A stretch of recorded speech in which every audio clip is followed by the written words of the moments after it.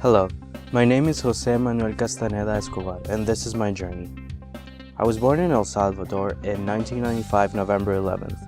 My parents owned a clinic. My mom is a dentist, and my dad is a doctor. I have two siblings, two older sisters, and I started kindergarten in a private school, a French private school. It's called Le Lycée Français de San Salvador, and I stayed there until I was in grade 3. After my 10th birthday, we moved to Canada. The plan was for us to go to Montreal, on parlait tout français.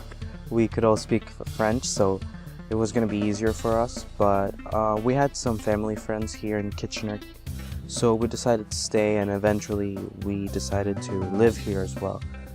Well, my parents did. This was kind of really hard for me because I couldn't speak English, so it was really hard for me to understand what was going on in school. I skipped grade 4 because I guess it was my age. I was too old to be in grade 4, so they put me in grade 5, and I started in January, so I missed the first part, and it was really hard for me to understand what was going on.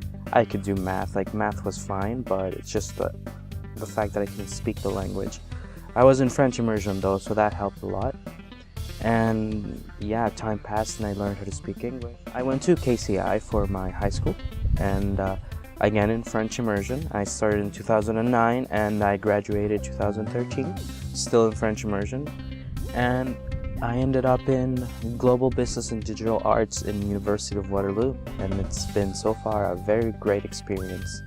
In high school, I enjoyed mixing music. I would go to the library, sit in a computer, and I would use this editing, this audio editing software. It was free, and I would just grab 2 songs and put them together, and I thought it sounded cool. I never showed it to anyone because deep inside I know it sounded bad, but that's when my love for music started. I started listening to more music, and I would mix it together and rock and rap together. It was bad, but the thing is, that's how my love for audio started. And I also started learning a lot more guitar. And I learned how to play the guitar, and I recorded some of the stuff I played.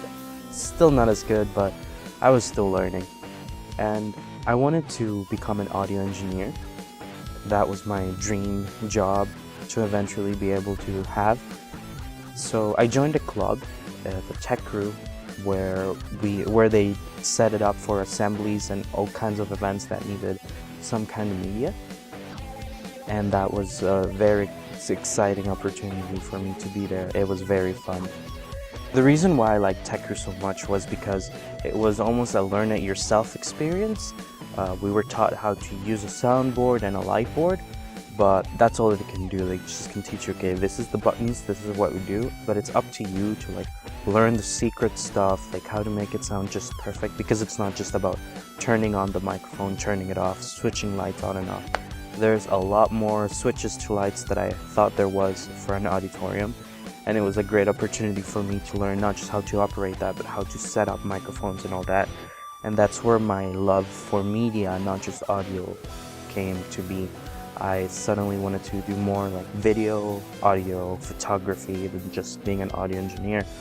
I'd also been taking a lot of business courses in my classes, and I loved the idea of being an entrepreneur. I remember in a class we would watch The Dragon's Den, and I just love that show a lot because it shows how innovative someone can be. So I wanted something to do with media and business, somehow have this awesome studio, audio recording, video recording, photography. I wanted to own that studio, and I wanted to, do my thing, do what I like, but I couldn't find really any program or anything that could actually do that for me. One day my dad told me about this campus in Stratford that the University of Waterloo had just opened, and he showed me a newspaper article, and I read it, and it was whoa, they read my mind. It was digital arts, and to know how to record things, how to use the software, and also the business aspect to it, how to be a global business entrepreneur kind of thing. And I really liked it, so I applied I applied to the program, and soon enough I got my acceptance letter, and I was very happy because I finally had what I wanted, and so far it's been a great experience.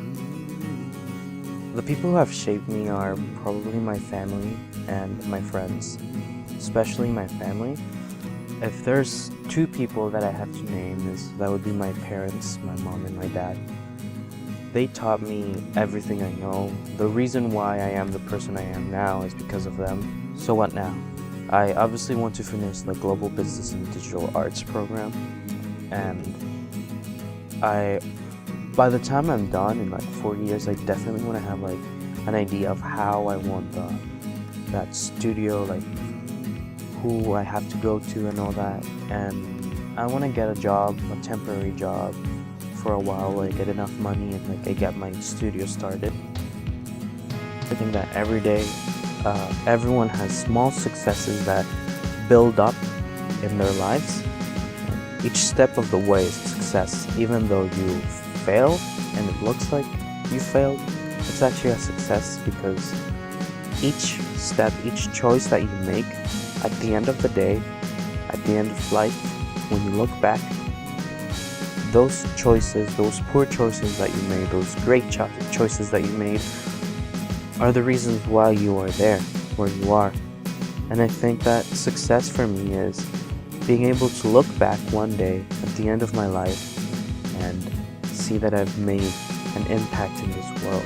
My abilities may never become spectacular or be spectacular, but I do want to be able to make choices that are going to make my life a great adventure and make me discover who I am. In the words of a wise woman, it is our choices that define who we are, far more than our abilities.